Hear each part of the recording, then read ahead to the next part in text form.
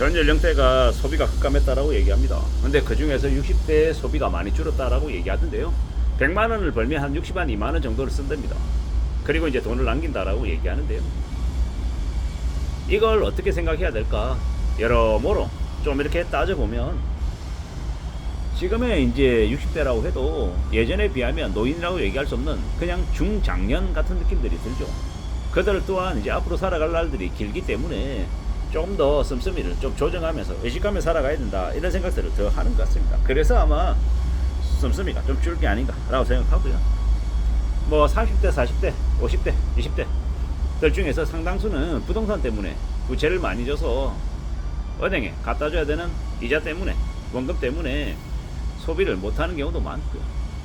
뭐 저는 이제 부채가 없습니다만은 그래도 물가나 여러 가지 사항들을 이렇게 보니 이제 애들이 이제 커 나가다 보니까 애들 밑으로 들어간 돈이 적지 않더라는 거. 뭐 그런 고민들, 그런 생각들을 다들 가지고 있죠. 저는 이제 계속 이제 이웃나라 일본을 이렇게 계속 이렇게 엿봅니다. 엿보면서 드는 생각이, 철저히 그네들의 소비가 많이 이제 가성비, 실속 이런 것들로 이렇게 변하는데 왜 그렇게 변할까라고 이제 물어보고 살펴보고 따져보고 하면 조금씩 이제 알아가는 것 같습니다. 그네들의 삶이 되게 이제 뻔한 거죠. 성장이 없다 보니까 임금 인상될 여지도 없고 보너스도 없고 딱 빡빡하다라는 걸 너무도 잘 알기 때문에 그냥 평범하게 밥 먹고 친구들 만나서 얘기 좀 나누면서 술 한잔하고 이러면 인생이 그냥 급격히 하락한다라는 걸 너무도 잘 아는 거죠. 이제 앞으로 한국에도 이제 그런 분위기가 조금씩 생겨나지 않나라는 걸 이제 추정하게 되는 거죠. 결국 우리는 앞으로 예전에 비해서 좀 더 빡빡한 삶을 이제 수용할 수밖에 없다, 정할 수밖에 없다라고 생각하고요. 그런 삶을 하루라도 빨리 정하고 사는 게 제일 이제 안전하게 사는 길인 거죠. 그리고 이미 분위기가 이제 그렇게 흘러가는 것 같습니다. 싸구려 커피, 저가 커피 한 잔에 그냥 위로를 얻고 사람들하고 이야기 나누면서 예전보다는 술을 흥청망청 부어라 마셔라가 아니라 이제 그냥 입만 틀면서 계속 말하면서 그냥 이런 것도 풀어가는 것 같습니다. 저만 하더라도 저도 이제 나름 이제 말하기를 좋아하는 관종이잖아요. 떠벌리는 거 좋아하잖아요. 이걸로 푸는 거죠. 이걸로. 물론 말을 많이 하다 보면 실수도 할 수도 있고 좀 여러 가지 이제 좀 별로인 것들이 나오기도 하죠. 하지만 그래도 사람들 제각각 자기의 성향, 자기의 스타일에 따라 살아가는 것인데, 뭐 다 자기 소신대로 스타일대로 살아가는 것인데, 결국은 이제 이만 나불나불거린다라는 거. 예전에 비해서 실질적으로 누군가에게 도움을 주고 돈을 쓰고 하는 것들이 예전만 못하다라는 걸 피부로 느끼게 되는 거죠. 그런 세대, 그런 시기가 이미 왔다라고 봐야 되는 거죠. 물가가 많이 비싸니까, 지갑 사정이 뻔하니까 이제 그렇게 흘러가는 것 같습니다. 결국 누가 뭐라 그래도 우리는 살면서 우리 주변을 둘러봐야 되고 내가 어떻게 살고 있는지도 좀 자기 객관화도 종종 알 필요가 있다라고 생각합니다. 감사해야 될 게 뭐가 있는지, 그리고 내가 반성해야 될 것들이 뭐가 있는지 계속 좀 둘러보면 지내야 된다라는 거죠. 이제 과거와 같은 이제 되게 다양한 인간적인 개인적인 교류 이런 것들도 이제 줄어들 거고요. 이제 직장이라고 하는 곳에서도 예전처럼 집 주소나 사적 연락처 이런 것들 묻지도 않고 공유하지도 않고요. 업무용 휴대폰으로 연락 주고받고 이제 그렇게 이제 흘러간다라는 거죠.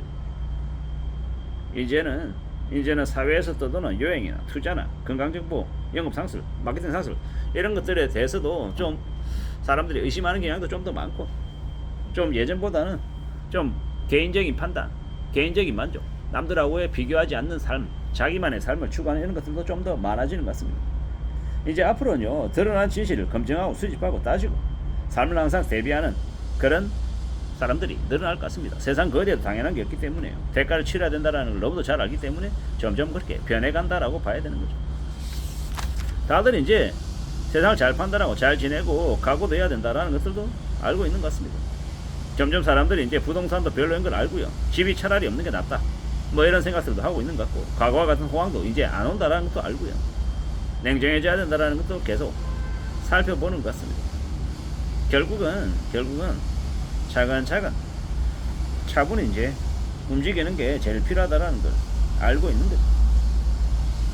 누가 뭐라 해도 좀 스스로의 삶을 좀 잘 지켜내야 된다라는 것.